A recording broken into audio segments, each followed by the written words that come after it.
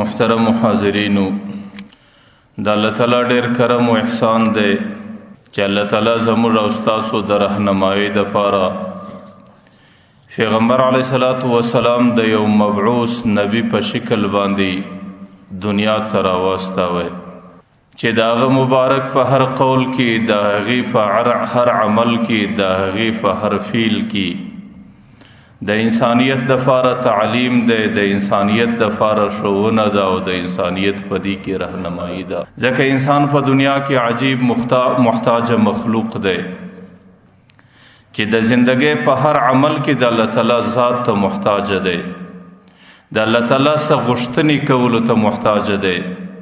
د الله تعالی د ذات سره راهنمایي اخیستنې ته محتاج دی. لیکن انسانیت د خپل کم علمي په خاطر ډیر ځله د الله تعالی څخه غوښتنه کله نه کوي او کله د غوښتنې طریقه نور معلومیږي، کله د غوښتنې هغه شکل او د غوښتنې وخت چې په کم وخت کې غوښتنه وکم، په کم شکل د الله څخه غوښتنه وکم او د کم شي غوښتنه وکم. نو د انسانیت د دغه راهنمایي دپاره هم الله تعالی د پیغمبر علیه الصلاۃ والسلام ذات د دنیا ته مبعوث ګرځولی دی چې د هغې پر هر قدم باندې د انسانیت باندې ډېر لوی احسان دی. ځکه د انسانیت چې روزانه 24 ساعته زندگی کې کم اعمال او کم افعال د انسانیت څخه صادریږي، د دې هر عمل په ابتدا کې پیغمبر علیه الصلاۃ والسلام د انسانیت ته ښوونه کړې ده، د غوښتنې ښوونه یې کړې ده چې تاسو به د الله تعالی څخه غوښتنه کوئ او هغه غوښتنه به په دې شکل کوئ. ځکه د انسانیت 24 ساعته زندگی تیریږي چې کله انسان د خوب سره کښېناستی، پیغمبر علیه الصلاۃ والسلام غوښتنه ورښولې ده چې داسې به وایه. د خوب څخه وروسته چې کله انسان د استنجاو د بیت الخلا در ځایه پورې رسیږي، نو هغې ته پیغمبر علیه السلام غوښتنه ورښولې ده چې داسې به کوي. چې کله بیت الخلا ته ننوځي غوښتنه ده، چې کله د بیت الخلا سره راوځي غوښتنه ده، چې کله د کوره څخه جومات او مسجد له ځان رسوي نو د دې دپاره خپله دعا او غوښتنه ده، او چې کله د مسجد څخه در کوره پورې راځي د دې دپاره خپله دعا او غوښتنه ده. چې کله د کوره څخه سړی در بازاره پورې ځي، پیغمبر علیه الصلاۃ والسلام د بازار دعا او د بازار په وخت کې د الله تعالی څخه غوښتنه دام انسانیت ته ورښولې ده. او چې کله انسان د بازار څخه راوځي او در کوره پورې راځي، نو د بازار څخه د راوتلو خپله مسنون او سنت دعا او غوښتنه ده. او چې کله کور ته راننوځي نو د انسان دپاره خپله مسنون دعا او غوښتنه ده چې دې وخت کې هم د انسان د الله تعالی څخه په دې شکل باندې پوښتنه کوي. نو ځکه د پیغمبر علیه الصلاۃ والسلام یو طرف ته ټوله ذات د هغې د امت دپاره راهنمایي ده،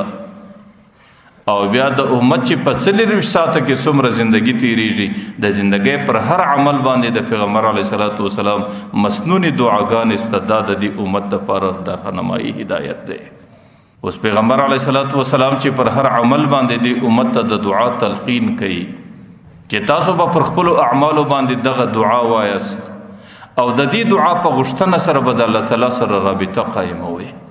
نو که سړی د دې پر حقیقت باندې غور وکړي، دا په حقیقت کې د بنده د الله تعالی سره د تعلق جوړولو یو بهترین نسخه ده. ځکه که یو سړی دا غواړي چې زما تعلق د الله تعالی سره جوړي، که یو سړی دا غواړي چې زما قرب او نزدېکت د الله تعالی په نصیب سي، نو د هغې دپاره اسانه لار، د هغې دپاره مختصره لار، د هغې دپاره در ټولو اوسا لار دا ده چې هغه انسان به خپله ژبه همیشه د الله تعالی په ذکر باندې نودوي، هغې به خپل زړه همیشه د الله تعالی په یاد ابادوي، او د هغې په دماغ کې به همیشه د الله تعالی د ذات فکر وجود لري. نه بیا په اسانه طریقه باندې هغې بنده د الله تعالی سره رابطه هم جوړولی سي، او په اسانه طریقه د الله تعالی سره د هغې تعلق هم جوړېدلی سي، چې په دې ټولو حالاتو کې به د هغې د الله تعالی سره خپله رابطه وي. د الله تعالی ذکر به پر ژبه باندې، او د ذکر یو شکل د غوښتنې او د مسنونې دعا دی چې هر عمل په ابتدا کې به دی دا مسنونه دعا ادا کوي. ځکه پیغمبر علیه الصلاۃ والسلام د الله تعالی قولم داسې راځي، یا ایها الذین آمنوا اذکروا الله ذکرا کثیرا، ای انسانانو تاسو به د الله تعالی ذکر په ډېر کثرت سره کوئ. چې د خوب راکښېنئ هم د الله ذکر دی، که بیدېږئ هم د الله ذکر دی، که یو عمل کوئ هم د الله تعالی ذکر دی، که بل عمل کوئ هم د الله تعالی ذکر کوئ. او پیغمبر علیه الصلاۃ والسلام وایي اذکر الله حتی یقال انه مجنون. ذکر د الله تعالی به بنده په دومره ډیره طریقه سره کوي، په دومره کثرت سره به کوي چې بالکل د عام معاشره د انسانانو پر د باندې د لیونی شک راسي چې دا سړی لیونی دی. ذکر په دومره کثرت سره دا د الله تعالی د قرب او د نزدېکت نشانه ده. یو صحابي د پیغمبر علیه الصلاۃ والسلام څخه پوښتنه کوي، اے د الله رسول زما د زندګۍ دپاره ماته یو بهترین عمل راوښیه، زه په خپله زندګي کې یو داسې عمل راوښیه چې د هغې په خاطر باندې د الله تعالی د قرب او د الله تعالی د نزدېکت لار پیدا کړم او د الله تعالی سره مې تعلق په ښه طریقه باندې جوړ سي، د هغې دپاره به کومه لار شي؟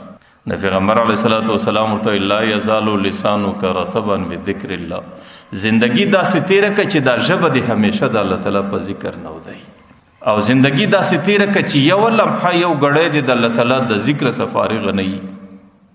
نو ژبه باندې د الله تعالی ذکر جاری کول او د الله تعالی ذکر په کثرت سره کول او د الله تعالی په ذکر باندې خپله ژبه عادت ګرځول، دا د الله تعالی د قرب او د نزدېکت او د الله تعالی سره د تعلق جوړولو بهترینه لار ده.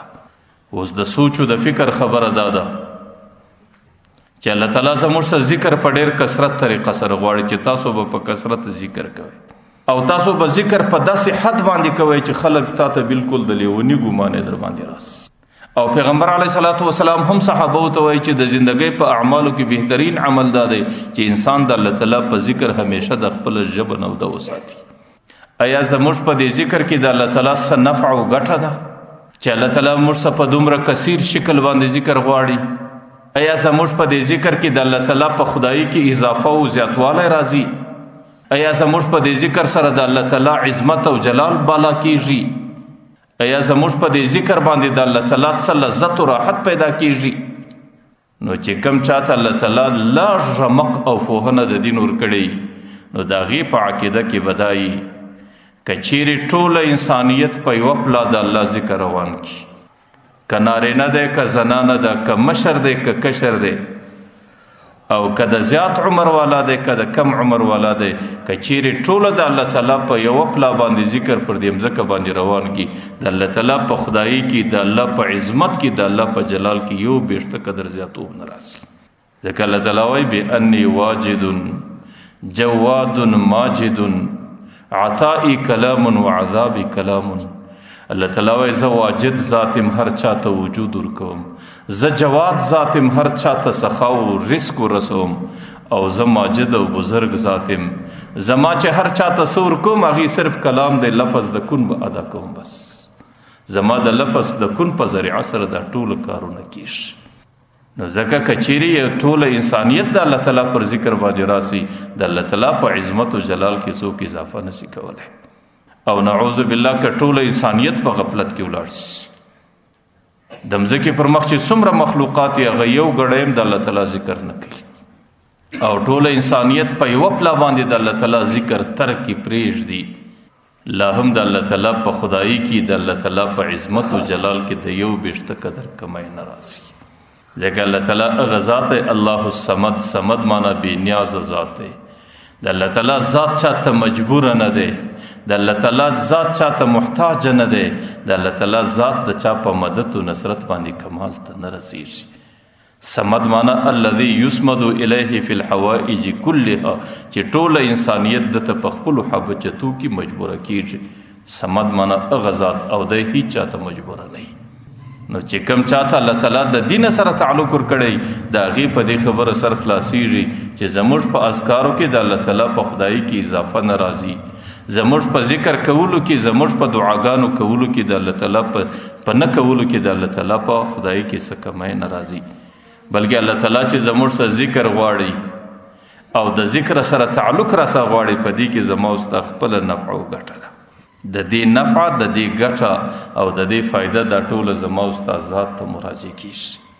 ځکه دا یو حقیقت دی چې نن په دنیا کې چې د انسانیت څخه څومره جرایم کیږي، نن چې د مځکې پر مخ باندې انسانیت څومره نافرمانۍ کوي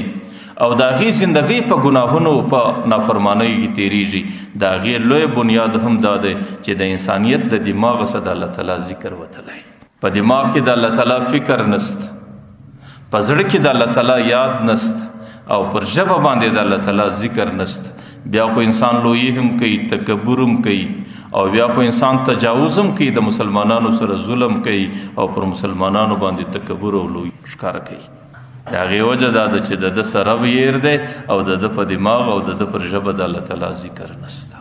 که چیرې د یو انسان پر دماغ او پر ژبه باندې د الله تعالی ذکر راسي نو بیا خو انسان نافرمانی نه کوي. که چیرې د انسان په دماغ کې دا خبره راسي چې یو ورځ خو مرم، یو ورځ خو د خپل رب او حضور ته پیښېږم، او یو ورځ د ټولو اقوامو د عالم په مخ کې د خپلې زندګۍ سوالو کتاب د الله تعالی په حضور کې پیښوم. چې کله د انسان په دماغ کې دې خبرې ځای ونیوی، د الله تعالی یاد رالی او پر ژبه باندې د الله تعالی ذکر رالی، بیا هغه انسان ګناه نه کوي، هغه انسان زندگی د الله تعالی په نافرمانی کې نه تیروي. ځکه د ذکر کولو کې دا د انسانیت خپله نفع ده او دې کې د انسانیت خپله ګټه ده او د دې فایده انسانانو ته په خپله باندې رسیږي. لکه پیغمبر علیه الصلاۃ والسلام حدیث مبارک هم راځي، پیغمبر علیه الصلاۃ والسلام وایي چې کله یو نافرمانه نافرمانی کوي نو نافرمانه د نافرمانی په وخت کې د الله تعالی ذکر په دماغ کې نه لري، دی مومن نه وي.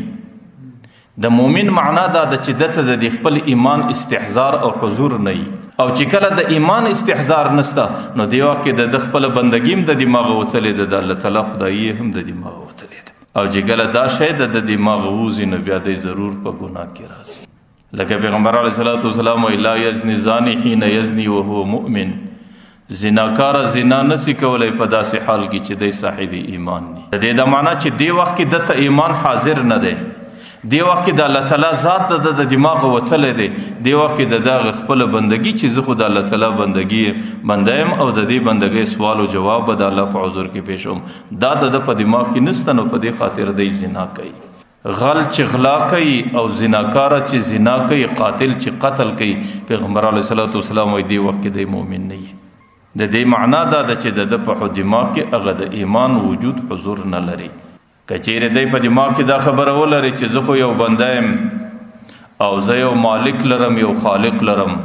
او زه د هغې مالک او خالق و حضور ته پیښېږم او هغه مالک او خالق زما سره د زندګۍ د ټولو اعمالو پوښتنه کوي، بیا په دې وخت کې دی نه زنا کوي او بیا په دې وخت کې دی نه غلا کوي، په دې وخت کې بیا دی نه سرقه کوي. نو ځکه د ذکر کې دا زموږ خپله ګټه ده. او سوال دا دی چې دا دومره ذکر د انسان خو په دنیا کې ډېر مصروف مخلوق دی، دا دومره ذکر د الله تعالی به بنده څنګه کوي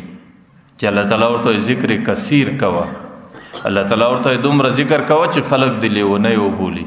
الله تعالی پیغمبر علیه السلام ورته دومره ذکر کوه چې ستا ژبه همیشه په ذکر باندې نودی. انسان ټوله ورځ په دکانداري کې دی، انسان ټوله ورځ د بچانو نفقه ګټي، انسان ټوله ورځ د دنیا په مصروفیاتو کې دی. او سوال دا دی چې دا دومره ذکر به دی څنګه پر ځای کړي؟ د هغې دپاره بهترینه طریقه زموږ په اسلامي تعلیماتو کې دا ده چې د پیغمبر علیه الصلاۃ والسلام په عمل باندې موږ ته ښوول سوې ده، هغه دا ده چې د هر نوي حالت په وخت کې الله تعالی په دماغ کې راګرځول. چې کله ته بیدی جلا حالت دی چې راکښېنستې حالت نه ویس، دې وخت کې خپله دعا ویل الله تعالی په دماغ کې راګرځي. چې کله ته په کور کې جلا حالت دی، چې کله بیت الخلا له ورځې د بولو ځای له ورځې هلته جلا نوی حالت روانېږي، دې وخت کې دعا کول الله تعالی یادول. چې کله ته بیت الخلا کې ناست دی، جلا کیفیت دی چې د هغې صبر ته در خپلې خونې و حجرې پورې راځي، نو دې وخت کې جلا کیفیت رالی خپله دعا کول. چې کله په کور کې د ننه جلا حالت دی چې د کوره څه د باندې وځي، بازار ته ورځي، جلا حالت راځي، دې وخت کې الله یادول. چې پیغمبر علیه الصلاۃ والسلام کوم مسنون او سنت دعا بیان کړې ده، هغې خپله مسنونه دعا په دماغ کې راګرځول. نو چې کم سړی د هر نوي حالت په وخت کې د پیغمبر علیه الصلاۃ والسلام سنت دعا وایي او د هر نوي حالت په وجود کې د الله تعالی ذکر او د الله تعالی یاد پر ژبه او په زړه کې راګرځي، نو بیا به رفته رفته د انسان مزاج د الله تعالی د یاد سره عادي کېږي، بیا به الله تعالی د په ذاکرینو کې شماري. نو دومره ذکر که انسان نسی کولی، نو کم سے کم د هر نوي حالت په وخت کې خو خپل رب سړی په دماغ کې راګرځولی شي. نو ځکه د دې دپاره بهترینه دعا، بهترینه طریقه دا ده د پیغمبر علیه الصلاۃ والسلام مسنونې دعاګانې په دماغ کې راګرځول او د پیغمبر علیه السلام مسنونې دعاګانې یادول او د پیغمبر علیه الصلاۃ والسلام د مسنونو دعاګانو اعاده په خپله زندګي کې کول. هسې خو د پیغمبر علیه الصلاۃ والسلام د دعاګانو د علوم یو جهان د یو دنیا ده چې پیغمبر علیه الصلاۃ والسلام د خپل ځان د پاره د خپل امت د پاره کوم قسم دعاګانې غوښتې دي. لیکن که یو سړی د دین سره لږ ولدي هغه چې صرف د پیغمبر علیه الصلاۃ والسلام دعاګانې وایي، د پیغمبر علیه الصلاۃ والسلام د دعاګانو په معانیو کې فکر او غور ولري، د هغې عقیده به د پیغمبر علیه السلام پر نبوت باندې ډیره زیاته ټینګه سي. ځکه د پیغمبر علیه الصلاۃ والسلام دعاګانې در حقیقت د پیغمبر علیه السلام یو معجزه وه چې په دومره جامع شکل باندې د هر حالت په د هر حالت په طبق باندې د الله تعالی څخه غوښتنه کول دا د بل چا د وس خبره نه و، دا صرف د پیغمبر علیه السلام مسنون دعاګانې وي چې الله تعالی پیغمبر علیه السلام ته په دماغ کې ورکړي وي، چې د هغې تلقین پیغمبر علیه الصلاۃ والسلام خپل امت ته کړی دی چې تاسو د زندګۍ په هر دورانیه کې دا دعا غواړئ، دا دعا غواړئ، دا دعا غواړئ. او دا دعاګانې در حقیقت د الله تعالی د طرفه یو الهام چې الله تعالی د پیغمبر علیه الصلاۃ والسلام په زړه کې ورچولې وي چې دې وخت باندې به دا دعایي او خپل امت ته به دا تعلیم پیښوي چې په دې وخت کې به دا دعایي. د الله تعالی عجیب رحیم ذات دی، عجیب مهربانه ذات دی، ورکول والا ذاتم الله دی، قبلول والا ذاتم الله دی، او د دعا ورشول والا ذاتم الله تعالی دی چې بس په دې وخت کې دغه رقم دعا زما سره وغواړه. ځکه دا دعاګانې پیغمبر علیه الصلاۃ والسلام ته الله ورشولې دي چې دې وخت کې خپل امت ته وایي چې دغه دعا به غواړئ، او د دې دعا اورېدونکی هم زه یم، او د دې دعا قبلولو والا ذات هم زه یم، او پر دې دعا باندې ستاسو حاجت پر کولو ستاسو د حفاظت کولو والا ذات هم زه یم. او دا ترتیب د پیغمبر علیه الصلاۃ والسلام سره مخکې د حضرت آدم علیه السلام د دور سره روانو چې دعا به هم الله تعالی ورشوله، اورېدله به هم الله تعالی، قبلوله به هم الله تعالی، او د هغې دعا په خاطر بس حفاظت هم الله تعالی کوي. حضرت آدم علیه الصلاۃ والسلام ته الله تعالی ابتدایي زندگی په جنت کې ورکړه، لیکن الله تعالی حضرت آدم علیه الصلاۃ والسلام د یو خاص شي څخه منع کوي، د یو خاص درخت د یو خاص دانی د خوراک څخه منع کوي. لیکن الله تعالی د انسانیت لپاره یو ترتیب جوړوي، کارونه ټول الله تعالی آدم علیه الصلاۃ والسلام له جنت له شیطان ورننه ایستی، ځکه شیطان بغیر د الله د ارادې څخه جنت ته نشي ورتللی، او د الله تعالی په اراده باندې شیطان د آدم علیه الصلاۃ والسلام په دماغ کې وسوسه ور واچوله، او د شیطان په وسوسه باندې آدم علیه الصلاۃ والسلام چې د کومې دانې څخه منع سوی هغه دانې خوراک یې وکړ، د هغې د خوراک په خاطر الله تعالی آدم علیه الصلاۃ والسلام د جنتونو سره وایستی. د مځکې پر مخ باندې آدم علیه السلام 300 کاله وګرځېدی. آدم علیه الصلاۃ والسلام پر خپل پښیمانی باندې، پر خپل عمل باندې د پښیمانی په شکل باندې دومره وشکه تویه کړه. تاسو که د سیرت کتابونه وګورئ چې د مځکې پر مخ باندې څومره وشکې تویې سوي دي، د ټوله انسانیت وشکه دا یوه حصه د 9 حصې وشکې صرف آدم علیه السلام تو کړي چې 300 کاله دی د مځکې پر مخ باندې ګرځېدی او پر خپل عمل باندې پښیمانه او پر خپل عمل باندې ژړا کوله. لیکن آدم علیه الصلاۃ والسلام زړه غوښتی چې د الله تعالی سره تعلق دوباره قایم سي، لیکن د هغې تعلق د جوړولو طریقه نور معلومېدله چې د الله تعالی سره تعلق به څنګه جوړ کړم. لیکن الله تعالی آخر آدم علیه السلام ته په خپل هغه غوښتنه هغه تعلق جوړولو کلمې ورښیي. الله تعالی قرآن کریم کې د دې ذکر کوي فتلقى آدم من ربه کلمات فتاب علیه. آدم علیه الصلاۃ والسلام د الله تعالی د ذات څخه یو څه کلمات زده کړې، الله تعالی هغې کلمات آدم علیه السلام ته وروښولې او فتاب علیه، الله تعالی په هغې کلماتو دستي د آدم علیه السلام توبه قبوله کړه. هغې کلمات یې څه وې؟ قال ربنا ظلمنا انفسنا وان لم تغفر لنا وترحمنا لنکونن من الخاسرین. یا الله ما ظلم د ځانه سره کړی دی او ګناه او نافرماني زما څه سوې ده، که چیرې ته پر ما باندې رحم نه وکې، زما د ګناه مغفرت نه وکې، یا الله زه ډېر په خساره او تباهي کې روان یم. چې کله آدم علیه الصلاۃ والسلام دغه کلمات د الله څخه زده کړلې او ورښولې هم الله تعالی دی، او برته په دې کلماتو توبه قبله کړې هم الله تعالی ده. نو د پیغمبر علیه الصلاۃ والسلام چې کومې مسنونې دعاګانې دي د دې ښوونه هم پیغمبر علیه السلام ته الله کړې ده، او پیغمبر علیه الصلاۃ والسلام د دې تلقین امت ته کړی دی، او د دې اورېدونکی ذاتم برته الله تعالی دی، او د دې قبلونکی ذاتم الله تعالی دی، او پر دې باندې بندگانو ته تصور کوونکی یا د حفاظت کولو والا ذاتم الله تعالی دی. نو ځکه الله تعالی داسې ذات دی چې د هغې په خاطر باندې بندگانو ته ښوونه کیږي، او چې کله بندگان په هغې باندې عمل وکړي هغې ښوونه بیا الله تعالی ته، چونکې د الله ښوونې الله تعالی ته ډېره قبوله وي، چې کله بنده په مشکلاتو کې راسي ښوونه د الله تعالی د طرفه. غالبا ازالة نظرة المجالس کې یو واقعه لیکلې ده د هارون رشید بادشاه زمانه ده. په ښار کې د ښار چند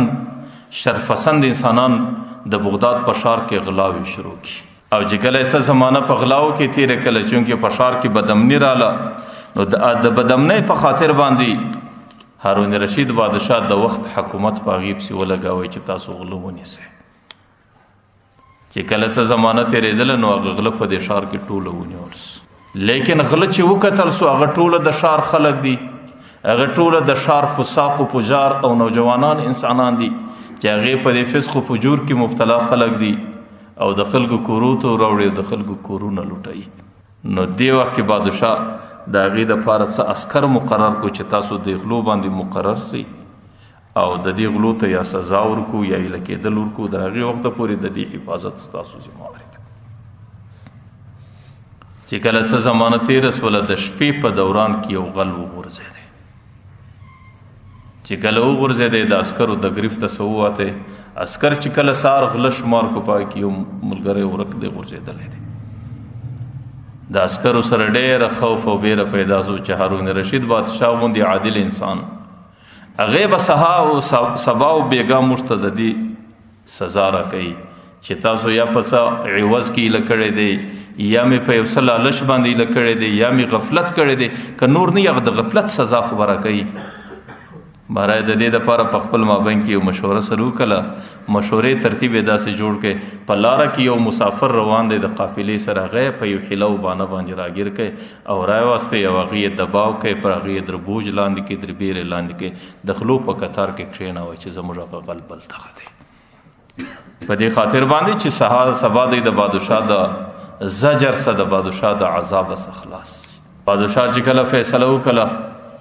نو په ښار کې اعلان وکړي چې غله خو ټوله د دې ښار خلک دي. که چیرې یو نیک او صالحین خلک راځي او د دې ماته سپارش او شفاعت کوي او بیا دا ذمواري او کفالت اخی چې آینده به دی د عمل نه کوي د هغو دپاره زه داسې خلک ورله کوم. چې کله د غلو قریبان خبر سو د چا پلار رالی د چا ورور رالی د چا قریب رالی د چا دوست رالی او ټولو خلکو د خپلو غلونو سپارش وکړي او د بادشاه په مخ کې ګوتې ولګولې که آینده دې سړي جرم وکړي د دې ذمهواره به ټوله موږ یو. بادشاه چې کله ټول خلک یې لکه یو هغه غریب بیچاره پاته سول د هغې د شفاعت دپاره څوک نه رالی چونکې هغې د بلې علاقې مسافر دی. د هغې د سپارش دپاره څوک نه رالی د هغې د ضمانت او د هغې د خلاصون دپاره څوک پیدا نه سلو. نو هغې غریب چې کله څه زمانه په جیل کې تیره کله اوس دا هغه حالت د اضطرار دی. امن یجیب المضطر اذا دعاه چې کله یو حالت د اضطرار کې یو سړی د الله تعالی څخه د چا څه غوښتنه وکړي د هغې غوښتنې ته به اجابت څوک ورکوي قبولیت به څوک ورکوي. نو هغې ته الله تعالی په دماغ کې یو فکر ور واچوي. ما درته ویل په حالت د اضطرار کې فکر هم الله تعالی په دماغ کې سړي ته ور اچي. هغې دستي قلم و کاغذ راواسته یو دعا لیکي. هغې دعا کې لیکي من العبد الذلیل الى رب الجلیل. دا خط د یو خوار او ستړي بنده د طرفه دی او د خپل رب جلیل پر نامه باندې دا خط لیکم او د هغې په حضور کې دا خواست پیشوم چې قد شفع کل واحد فی صاحبه. خلق رالو هر چا د خپلو قریبانو شفاعت وکړي، هر چا د خپلو قریبانو ذمواري واخیسته او هر چا د خپلو قریبانو د خلاصون فکر وکړي. ولیس لی صاحب سواک، یا الله زه ستا څه بغیر بل شفاعت نه لرم، نه بل قریب لرم نه بل څوک لرم، نه زما شفاعت بل څوک کوي او نه زما شفاعت له بل څوک راځي. نو ورته فإني استشفع بک یا مولانا، ای زما رب زه ستا په خاطر شفاعت زه تا شفیع پیشو، زه بل څوک نه لرم چې زما شفاعت وکړي، زما شفاعت به صرف ستا د ذات په طرف. مارای چمدسیو کې خطې د دې جیل خانې و بام تور وخېژاوی او باد روان دی د خطې د باد تور وخورځوی. چې کله شپه راورسېدله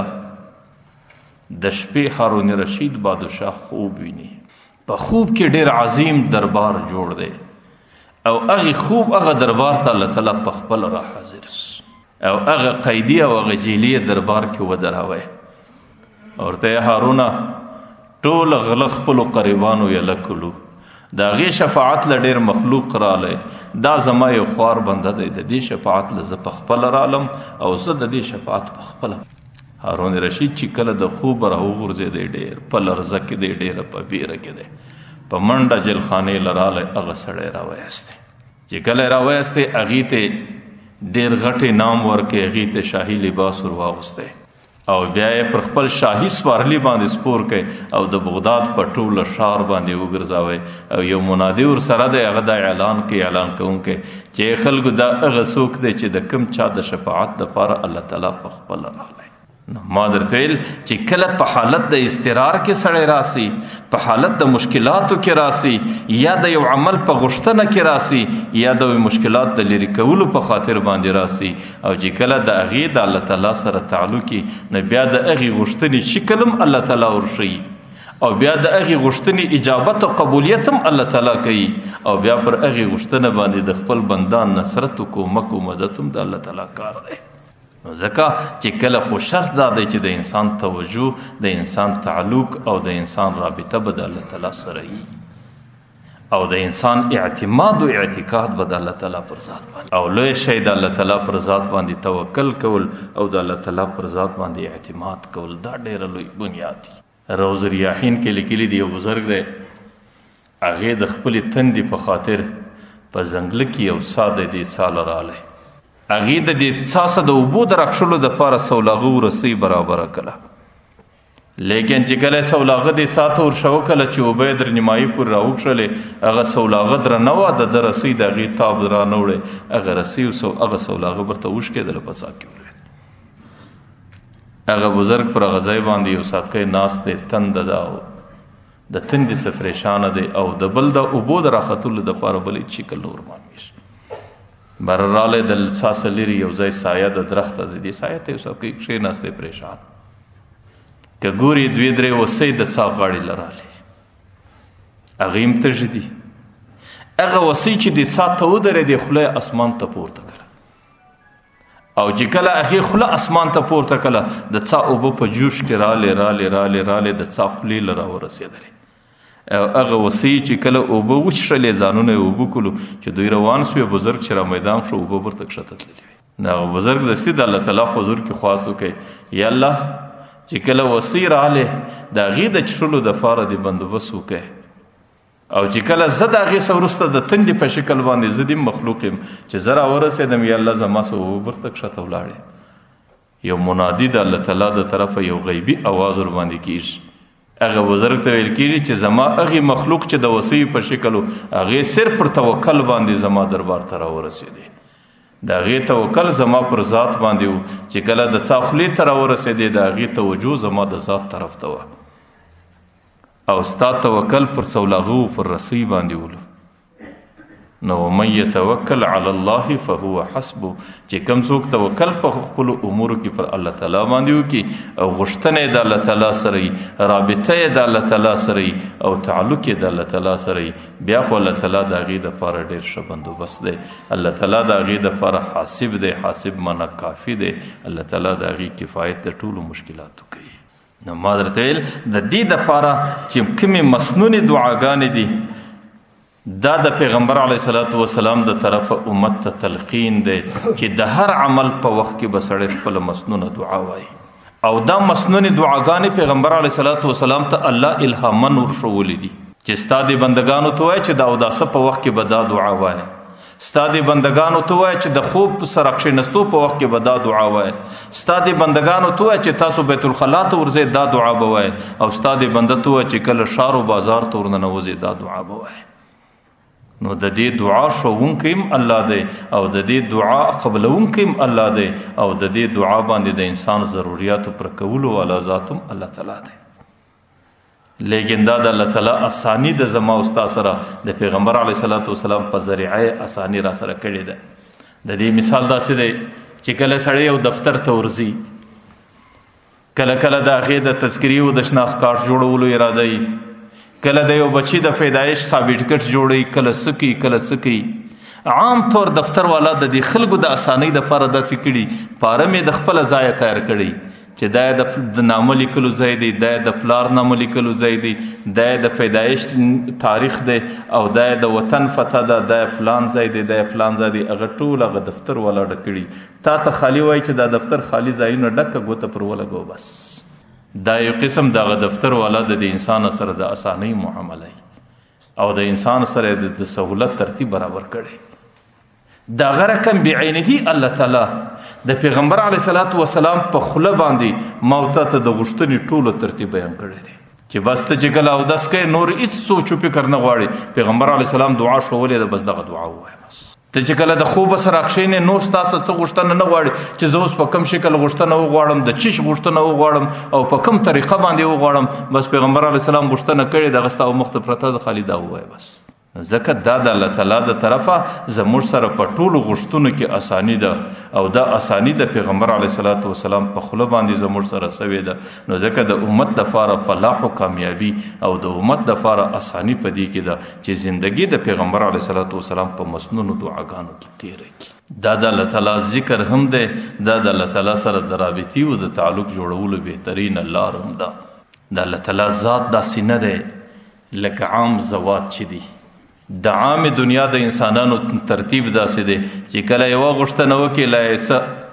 زړه ومني او په خوشحالي باندې خبره درته وکړي، چې دویمه غوښتنه وکړي بیا پر ده باندې بوجي، او چې درېیمه وکړي د ده تندی دستي تریوځي، او پر څلرمه خو بالکل بره سلام جواب لا نه درکوي. ځکه د انسانانو په مزاج کې خصاصت دی، کمزوري ده.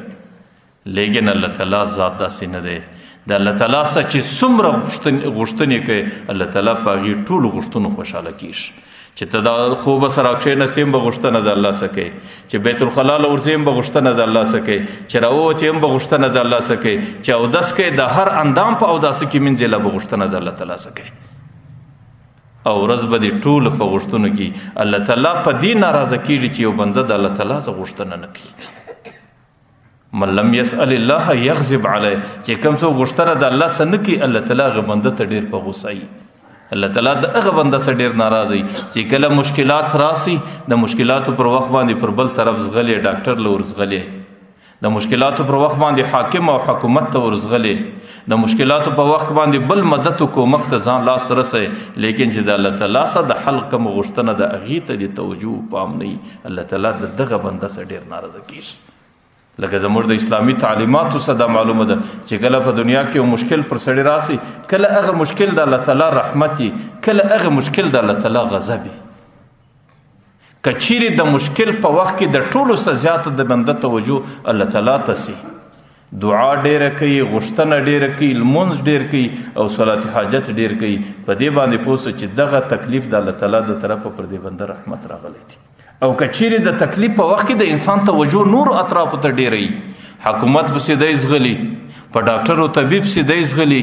او نور مددګاران د ځان دپاره راګوري، دلته تربور له ورزغله، دلته قریب له ورزغله، دلته خان له ورزغله، دلته ملک له ورزغله. لیکن چې کم حل کوونکی ذات الله تعالی دی د هغې دعا د هغې سره رابطه او د هغې سره په تعلق کې کمی ځینې کېږي. په دې باندې پوه سه چې دغه تکلیف د الله تعالی د طرفه یو غضب دی. ځکه الله تعالی ذات داسې دی چې هغې د انسانیت څخه ډېر زیات په غوښتنه خوشحاله کېږي چې څومره ډېره غوښتنه سړی کوي الله تعالی د هغې بنده څخه ډېر راضي دی. او چې کوم څوک د الله تعالی څخه غوښتنه نه وکړي بیا الله ناراضه کېږي. زه ډېر ځله تاسو ته د حضرت عمر رضی الله عنه کله واقعه پېښوم. حضرت عمر رضی الله عنه خپل دور کې امیر المؤمنین دی. حضرت عمر رضی الله عنه عجیب عظیم شخصیت و. یهودو به دا ویل ولکدې مسلمانانو ته الله تعالی یو بل عمر ورکړی وی د مځکې پر ټوله کوره به د مسلمانانو حکومت راغلی وی. حضرت عمر رضی الله عنه ته الله تعالی عجیب ښه زندگی ورکړې وله. حضرت عمر رضی الله عنه په دور کې یو ځل پر قوم باندې کاختي راغله، د مدینې پر خلکو کاختي راغله، بارانونه بند، چې کله بارانونه بند سلو نو دې وخت کې مسلمانان ډېر په مشکلاتو کې دي. حضرت عمر رضی الله عنه په خپله په یو جنگي ترتیب، په یو جنگي سریه و بعث، په یو جنگي فوج او لشکر استولو کې ډېر زیات مصروفه دی. ځکه هغې د ډېرو غټو قومونو سره مقابلې وې، د رومو د فارس سره، د قیصر و کسرا سره، دا ټوله د حضرت عمر په دور کې فتح سو. او د ده په دور کې الله تعالی مسلمانانو ته 22 لکه مربع میل مځکه در قدرت لاندې ورکړه. نو حضرت عمر رضی الله عنه په خپلو جهادي کارو کې ډېر مصروفه دی او دلته مدینه منوره کې ډېره زیاته کاختي ده. حضرت عمر رضی الله عنه چې کله معلوماتو کې د مدینې څخه خلک کډې باري، د مدینې څخه خلک زلزي، د مدینې څخه حیوانان ځي، د مدینې څخه مرغان ځي او مدینه ورځ په ورځ خالی کېږي. حضرت عمر رضی الله عنه د خپل مصروفیت په خاطر باندې د ملګرو څخه پوښتنه وکړه چې څه کول پکار دي. نو یو ملګري ورته وویل چې په مصر کې غله ډېره زیاته ده او مصر د دې څخه مخکې فتح و او د مصر والی حضرت عمرو بن العاص ورته ای امیر المؤمنین مصر ته حال ورکړه، ورته د مدینې د غلې بندوبست وکړه، بس ته په خپلو کارو کې مصروف یې. حضرت عمر رضی الله عنه یو خط مصر ته ولیکه، ورته د مصر والی د رسول الله په کلي کې کاختي ده او د رسول الله د کلي څخه خلک هجرتونه کوي، کډې کوي. ورته ما ته دا معلومات شته چې په مصر کې غله ډېره زیاته ده، د مصر د غلې بندوبست د مدینې د غلې بندوبست د مصر څخه وکړه. د مصر والی ته چې کله خط راغلی، هغې چې کله د امیر المؤمنین خط وکاتی، د دې خط پر شا باندې ورته ولیکل، ورته ای امیر المؤمنین د مصر څخه به داسې بندوبست کومه او داسې قافله به د غلې درځي چې د هغې اولنی وش مدینې ته رسیږي، اخرنی وش به د مصر څخه دروځي. او د مصر او د مدینې په مابین کې 15 ورځې سفر دی او غالبا دا 13 کال د هجرت د حضرت عمر رضی الله عنه دور. د مصر والی حضرت عمرو بن العاص چې په کم شکل باندې خبره کړې وله، په هغه شکل باندې قافله راواستول چې کله مدینې ته د مصر د غلې قافله راورسېدله، مدینه کې ډېره آبادي سوه. د حضرت عمر رضی الله عنه سترخوان اوار دی او اعلانونه کېږي په لارو کې چې کم څوک څومره خوراک کولی شي خوراک لدې راځي، که د بچانو دپاره څومره نفقه وړي هغونه وړلی شي. د مدینې منورې په اطرافو کې یو بوډا صحابي دی، د هغې استوګنه په یو ځنګله کې ده، په یو ځنګله کې کوډلو کور ده او هغې کاختۍ ډېر زیات ځپلی دی او ډېر درپدره دی. هغې د قافلې چونکې د اطرافو سره راځي مدینې له غله ځله وړي، نو هغې ته د قافلې والاو د لاس د حالاتو څخه دا معلومه شوله چې په مصر کې په مدینه منوره کې د غلې ډېره پراخې ده. هغې چې کله کور ته کوډلې له رالی، نه په کوډل کې نور څه نسته، یو د بزې بچی ولاړ دی، کوچنی سیرلی ولاړ دی. د ځانه سره فکر وکړې که زه مدینې ته ځم د غلې دپاره، نو شاید دا به د لې د لوږې او د تندې څه مړ شي. د ځانه سره دا فکر وکړې چې دا به ذبح کړم او دا به را سره واخم او چې حلال مې کوي په غوښو باندې په خپل هم ناتوان دی، کاختی ځپلی دی، نو د دې په غوښو به لږ طاقت پیدا کړم، در مدینې پورې به ځان ورسم. چې کله د هغه سیرلي پر غاړه باندې چاړه ورتېره کړله، د هغه سیرلي د دې رګو هسې سره رګونه یې پرېښولو، د هغې د رګو څخه یو څاڅکی وینه راتونه شوله. ځکه حیوان که انسان د هغې په بدن کې وینه د خوراکو د اوبو څخه چې کله خوراک اوبه هغه په څو عمر باندې نه وکړي، د بدن وینه وچېږي. نو هغه سیرلي چونکې څه زمانه خوراک هم نه و پیدا کړی او څه زمانه یې اوبه هم نه وې پیدا کړي، نو ځکه د هغې په بدن کې وینه نه وله. هغه بوډا صحابي چې دې سیرلي ته وکتل، ځان ته یې وکتل، خپله زندګي ته یې وکتل، بره پر دې خپل حالت باندې ډېر افسوس ورته ودرېد چې یا الله موږ کوم حال ته ورسېدو، زموږ حیوانان کوم حال ته ورسېدو. بره پر هغه ځای باندې ناست دی، دا سر یې داسې ونیوي،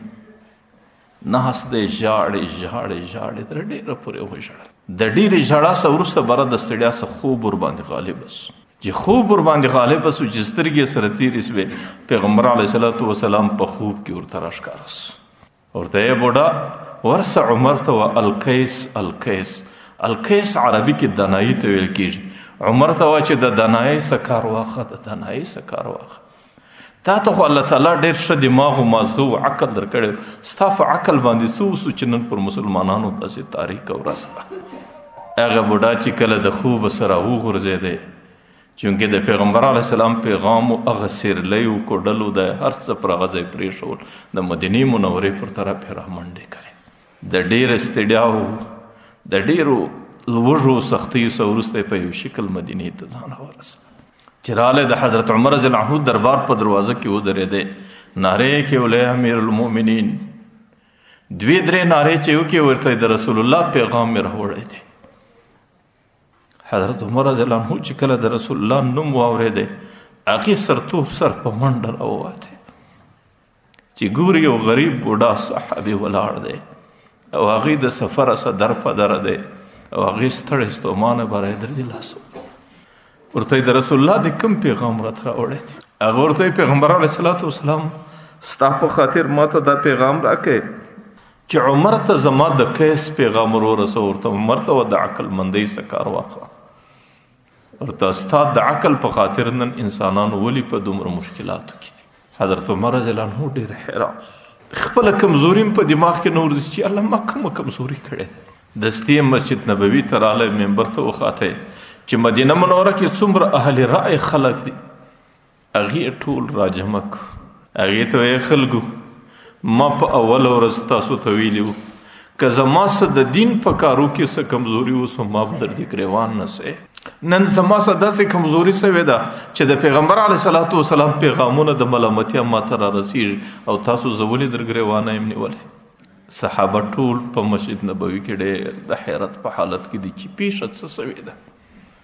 حضرت عمر رضی الله عنه دستي د هغې بوډا خوب ورته بیان کړي. هغه بوډا یې د ټولو صحابو مخ ته پیش کړي چې دې بوډا ما ته د پیغمبر پیغام راوړی دی او ما ته به اوس په دې مجلس کې د معلومات راکوي چې زما څه غلطیا څه ده. صحابه ټول حیران دي.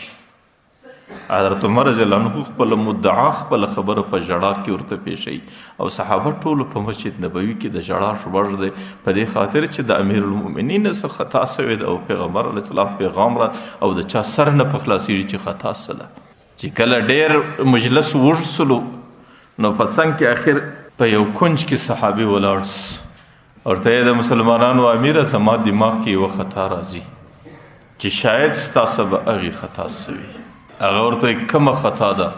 ورته خطا دا ده چې ته د ټولو مسلمانانو امیر یې او دا ټول ستا رعیت دی او د مسلمانانو د امیر د شان سره دا ده چې کله سختي ور باندې راسي د هغې به د الله تعالی سره دستي رابطه وي د هغې غوښتنه به د الله تعالی سره وي د هغې سوال به د الله تعالی سره وي د هغې رابطه به د الله تعالی سره وي د ټولو مخلوقاتو څخه مخکې به اول خپل رب ته متوجه کیږي. لیکن ته په خپلو مصروفیاتو کې دومره مستغرق وي چې کله سختي و غلطي راله د الله تعالی د توجه بجای ته د مصر و والي ته حال ور واستوي. په کار دا دی چې د مصر د والي د حال مخکې یار ته د خپل رب سره رابطه کړې وي. په کار دا دی چې تا استسقا کړې وی. په کار دا دی چې تا د استسقا ژړا کړې وی. په کار دا دی چې تا خلک دې ته متوجه کړي وی چې د خپلو بدعملۍ څخه توبه وکاږئ او په کار دا دی چې په دې کې د الله تعالی سره کومه رابطه وی هغه رابطه تا کړې وی. لیکن د هغې بجای ته راولاړ شي د مصر والي ته دې حال ور واستوئ چې زموږ د غلې بندوبست وکړه. حضرت عمر رضی الله عنه یو ساعت کې وژړل. برای ورته سړی زما په الله قسم زما زړه دا خبره ومنله چې دا غلطیا زما څه سوې. بره صحابو ته راسئ په اجتماعي شکل باندې توبه وکړ. نو صحابه یې ټوله توبه ته متوجه کړو او چې کله توبه وختله امیر المؤمنین د عمله څه توبه وکړله صحابه په اخلاص باندې توبه وکړله. یو صحابي په الله قسم خوري چې زما د الله په ذات قسم چې زه د مسجد نبوي سره ووتم په دې اسمان ته مې وکتل د ملایکو د یو بل سره مسابقه و دوړ منډه وله د دې وریځو چې په اسمان کې یوه ورځ د بلې سره منډه کېږي بله را منډه کېږي بله را منډه کېږي. تاسو تاریخ کامل کې وګورئ ډېر معتبر کتاب دی هغې کې دا لیکلی دي چې یو صحابي بیا قسم کړی زما په الله قسم چې ما د وریځو اوازونه اورېدو چې هغې ورځې یوې ورځې ته ول اذهبن الى المدینه فان العمر یدعوکن در منډې کې مدینې له حضرت عمر مې په مدینه کې غواړي چې بیا موږ د مسجد نبوي څه وتلي نه بیا موږ د هغه ځای څه ولاړ سوي نه چې د الله تعالی رحمت او د الله تعالی باران په کوم شکل باندې راغلی. نو دا مقصد ولو چې د الله تعالی ذات داسې نه دی لکه د نورو انسانانو ذات چې هغې په غوښتنه ناراضه کیږي هغې په غوښتنه دستي تندی ترې ونسي د هغې باندې په غوښتنه باندې بوج راځي. د الله تعالی ذات هغې ذات دی چې هغې په نه غوښتنه باندې ناراضه کیږي. ځکه پیغمبر علیه صلات وسلام وایي چې کوم څوک د الله تعالی څه غوښتنه نه کوي الله تعالی د هغې بنده څه ناراض. ځکه د پیغمبر علیه صلات وسلام چې کومې مسنونې دعاګانې دي د هغې سره لاړ تعلق جوړول او هغې رابطه کول. زما زړه دا غواړي چې زه په څو ورځو جمعو کې د پیغمبر علیه صلات وسلام یو څو مسنونې دعاګانې په هغې کې د پیغمبر علیه صلات وسلام مسنونو دعاګانو کې زه یوه دعا وایم چې کله سړی سهار د خوبه سره کښېني نو د ټولو څه مخکې دا دعا ویل الحمد لله الذي احیانا بعد ما اماتنا و الیه النشور. دا د پیغمبر علیه صلات وسلام سنت دعا ده. دا د الله تعالی ذکر دی. دا د الله تعالی سره رابطه او تعلق دی چې سړی به دا وایي. دې کې عجیبه برکت دی. دې کې یو طرف ته دا مضمون دی د الله تعالی حمد پر دې باندې وایم چې الله تعالی ما ته ژوند راکړي. ځکه د خوب مثال د مرګ دی. ډېر خلک بیده سي د هغې خوب بس په ازلي خوب سي ولاړ سي. لیکن یا الله زما مثال د مړي ولو او پر ما باندې د کښنی مرګ راوستی د دې مرګ سجبر ته ما ته ژوند راکړي. نو الحمدلله الذي احیانا بعد ما اماتنا. لیکن یا الله چې دا کم ژوند دې راکړې دا ژوند دایمي نه دی. دا ژوند برته ختمیږي و الیه النشور. یا الله برته تعالی در روان یم. نو دوی خبرې په دماغ کې یا الله پر دې نعمت باندې ستا حمد وایم. ژوند نعمت دی لیکن د نعمت متعلق دا اقرار کوم چې دا دایمي نعمت نه دی. یا الله دا د څو ورځو نعمت دی برته ستا ملاقات له درځم. نو دا دعا دا دعا د پیغمبر علیه صلات وسلام سهار چې کله پیغمبر علیه السلام را کښېناستی او د پیغمبر علیه السلام په مسنونو دعاګانو کې اولنۍ دعا دغه وله. د پیغمبر علیه صلات وسلام احادیثو کې راځي چې کله بنده را کښېني د ورځې نو ملایک هم ډېره په منډه ورله راسي او شیطان هم ډېر په منډه ورله راسي. د شیطان کوشش دای چې دا بنده زما پر مزاج باندې ورځ تېره کړي. زما په اتباعو کې چې زه څه غواړم هغه یې وکړي. او د ملایکې غوښتنه بیا دای د هغې تمنا دای چې کاش دا بنده د خپل رب پر تمنا او د خپل رب پر غوښتنه باندې ورځ تېره کړي. نو شیطان هم تمه ورته ولګوي ملایک هم تمه ورته ولګوي. او چې کله هغې بنده دا دعا ووایي نو شیطان ته بیا دې دعا ته د ځان د ټینګېدلو تاب نه وي. شیطان دستي مایوسه سي وغورځي هغه بنده د ملایکې په لاس ورسي او ملایکه د هغې د زندګۍ متعلق د الله تعالی د فرمان غوښتنه وکړي. بس دغه رقم پیغمبر علیه صلات وسلام حدیث دی چې کله شپه راسي نو هم د شپې شیطان هم د بنده له راسي او ملایکه هم ورله راسي. د شیطان دا تقاضایي چې د شپه زما پر مزاج باندې تېره سي. که په دې شپه کې دله مرګ راسي نو دی زما په اتباعو کې ولاړ سي. او ملایکې بیا تقاضا دای چې دی زما په غوښتنه چې دی د الله تعالی غوښتنه پر ځای کې د الله تعالی په اتباعو کې د الله په نیکو بندګانو که مرګ راسي د ځای د الله تعالی په نیکو بندګانو. اوس د هغې چې کله د دې دواړو تمه ورته جوړه سي نو د هغې ترتیب هغه د دې دعا پورې معلق وي. که چیرې دی د خوب دعا ووایي نو شیطان ځینې ناامیده سي ځین ولاړ سي. او که چیرې دی د خوب دعا نه ووایي بیا د دی د شیطان په لاس ورسي ملایکه ځین ناامیده سي. نو په دې خاطر باندې خپلو بچانو ته دا دعا ور زده کول او همیشه د ورځې دعا کول. اللهم بیک اصبحنا وبیک امسینا وبیک نموت و الیک النشور. د ورځې دپاره بهترینه دعا یا الله سهار هم تاره باندې راوستی ځکه او رڼا هم تاره باندې راوسته ژوند هم تا راکړي. ځکه قرآن کریم وایي که چیرې الله تعالی دا شپه اوږده کړي تر قیامته پورې فمن یأتیکم بضیاء بیا به دا رڼا څوک راولي. او که چیرې الله تعالی پر سړي باندې دا شپه اوږده کړي تر قیامته پورې رڼا نسي راتلی. او که الله تعالی دا رڼا اوږده کړي بیا به شپه څوک راولي چې تاسو سکون کې کوئ. نو اللهم بیک اصبحنا یا الله سهار هم تا راوستی و بیک امسینا یا الله د شپې تیارې کوم زما د راحت دپاره ته راولې و بیک نموت یا الله زما مرګ هم ستا په لاس دی و الیک النشور یا الله قیامت کې پیښېدل مې هم ورته تا ته دي. یا الله که ورځ راکوې هم ستا اختیار دی. یا الله که شپه راکوې هم ستا نعمت دی. یا الله که مرګ راکوې هم ستا په لاس دی. یا الله د قیامت په میدان کې د زندګۍ ټولو سوالو جواب هم ورته تا ته پیښوم. نو ما درته ویل په خپلو بچانو باندې دا په خپله یې زده کول